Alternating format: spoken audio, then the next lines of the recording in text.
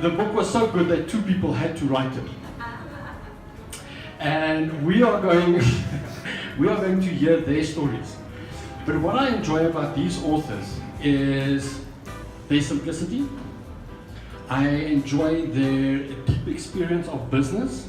Don't get a title for the book and then write the book around the title, because that's what will happen, and you probably start writing you write the wrong things. So they said, write the book, you know what the theme is, and you obviously mind map it from there, and then at the end you'll find the title, which is what I did. And when I sent it to a number of people to obviously edit or give me their feedback, one of the guys came back and he said, you know, the gist of this book is that, you know, if people read this book, then they can fix things. So I said, well, that's it. So obviously there's a popular TV program called The Fixer, but I thought, well, that's an apt name. But if it is so simple to do business, why is everybody not doing it? Why write a book about it? Well, the vending machine example is perhaps the best. Everyone's landed at the airport and had a long flight, and they are dry, and they've walked past this little Coke vending machine, and they've put their money into it. When I did it, it was about R50, but you put your money into it, and you're looking for something to actually just wet your mouth, and the blooming Coke doesn't come out of the machine. Ever had that? Okay, what do? I know what Louis does. You kick the machine, you do the old, Marlene as well, and thank you, Marlene. I've got someone here that remembers me from the stock exchange days, okay, when we were taking on the big boys. Perhaps you'll share a few stories out there, Marlene. And the example of that vending machine is when you go on your next flight and you walk past that thing, and it's the last bit of change you've got in your pocket, would you actually put it into that machine again? No way. And the vending machine example is what we're all about. Each one of us has a product that actually sits somewhere within our mainframe. We're ready to deliver it, and people come to us and they put their money with us, or we give them a promise of what we're going to deliver, and then we don't deliver. And then you expect them to come past you next time and do business with you. You know, develop your own simple vending machine is what that example is.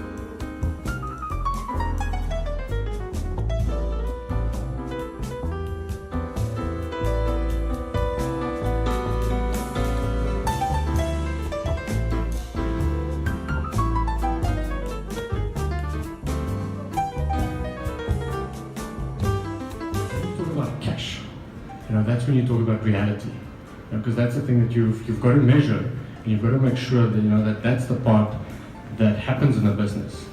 Now, Trevor, from your experience, you know, when one talks about cash, what have you experienced, and what can we take out of the book about, you know, a lot of small businesses, cash is a big issue? It's not a big issue, it's the biggest issue. So I've launched many businesses. And they've been from national educational franchises, from investment funds, from publication companies, education operations, and each and every single one of them, we've started on one basic premise. And people here, my partners in these businesses, and they know it, even Iain knows it, and that is from day one, when we launched the business, it's got to be cash flow positive. So before you even open your doors, you think of opening your doors, your financial blueprint must have been played out so that you can see how much time and effort and expertise I've got to put in, or I've got to borrow from all of my connections to get me to open that door on day one and have positive cash flow rolling in. Okay, so that means more money coming into your pocket than you're actually going to be paying out over the next 30 days in your first month. What I see in businesses around within a 10-kilometer radius here, you see guys taking millions out of their life savings, putting it into businesses, and 6 months later they close the doors because they haven't thought of starting the business from a positive cash flow. The analogy is the fact that business, as we say in the book, and as Trevor says, business is simple. It's people that are complicated and make it complicated. But business is tough, make no mistake about that. And when you're out there on your own, it's really, really tough.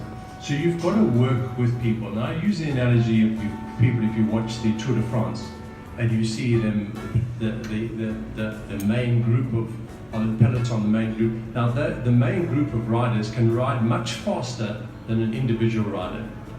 It's like watching a flock of geese, and that they work together.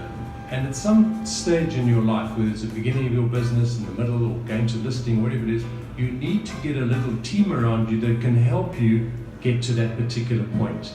And that's really what it's always, finding people that you can collaborate with, that can help you get to that end, that next goal, and then of course you move on from there in whatever shape or form. Yeah, I worked for a company and they were part of a larger group. In fact, the holding company was in coal export, and they went down this tubes, and literally it was a domino effect.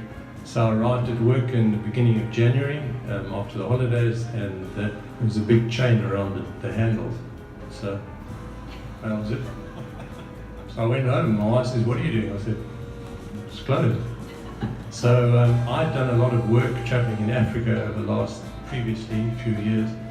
So I had a few contacts and stuff, so I just started selling things. And I remember it was faxes in those days, and I got a fax from the Congo, some guys I knew there, and they said, "Do you supply coffin parts?" So I said, "Absolutely, no problem." So I got the yellow pages out, and I found a place right in the west of Germiston somewhere, got in my car and I drove there. And I went in this place and there's coffins and all this weird stuff, you know. So I said, "Have you got a catalogue?" And a catalogue, gave me a price list, got back there, put some prices together, and they wanted crucifixes and handles and all that sort of stuff. And yeah, I just started supplying coffin parts.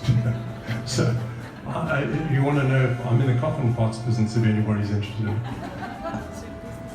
Okay, so I absolutely love that story, because that embodies everything that an entrepreneur should have. Attitude, enthusiasm, chutzpah, that's everything that you've actually got to bring into your own operation. And what is chutzpah? You've got to let people know that you're in business, what you're doing, and how you're promoting. And this story here, of this guy, I know that he caught me, because at that coffee meeting last October, I actually asked him, "Do you publish books?" What was your answer? I said no. You're lying. You said yes. Okay, I discovered later that I had to help him learn how to publish a book, so I brought him here to the business club and met with Deborah and Kirsten, isn't it? Okay. Is that why it's production by Iain Johnston Books? But I mean, that's the spirit of an entrepreneur. So ask him, is he a publisher? Are you a publisher? Can I ask that? Yes. Well, at least we know now where to publish books and where to get coffin parts. I mean, for those of you who are interested.